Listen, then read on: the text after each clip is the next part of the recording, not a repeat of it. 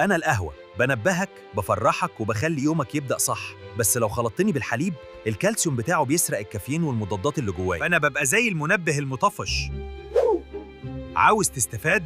اشربني سادة أو خلي الحليب ينتظر ساعة. يا جماعة أنا مش دواء عادي، أنا التتراسيكلين، بس لو شربتني مع الحليب هفضل قاعد في بطنك زي الضيف اللي ما بيخرجش. ليه؟ علشان الكالسيوم بتاعه بيلف عليا زي الستيك وانا ما بوصلش للدم. خدني على الريق واترك الحليب ينشرب لوحده بعد ساعتين. أنا البرتقال حامض منعش وغني بفيتامين سي، بس لما تاكلني مع الحليب حموضتي تخليه يتخثر فجأة ويتحول لجبنة في معدتك. والناس دي هتحس انها اكلت لبن رايب في غير وقته. عاوز تشربني؟ تمام، بس ما تخليش الحليب يشاركك، خلي بينكم ساعة.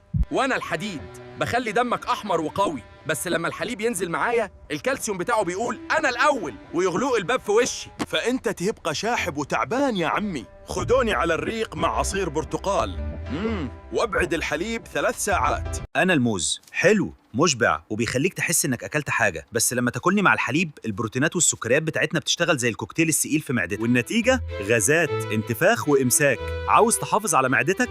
كلوني لوحدي أو خلي الحليب ينشرب قبل ما تاكلني بساعة. أنا الحليب المظلوم، كلهم بيقولوا عليا إني أفسد الدواء، أخلي المعدة تزعق وأسرق الفوائد، أنا بس بحب أهدي المعدة مش أخربها. فريحوني، صلوا على النبي في الكومنتات، اعملوا لايك وتابعونا علشان تعرفوا إمتى تشربوني صح.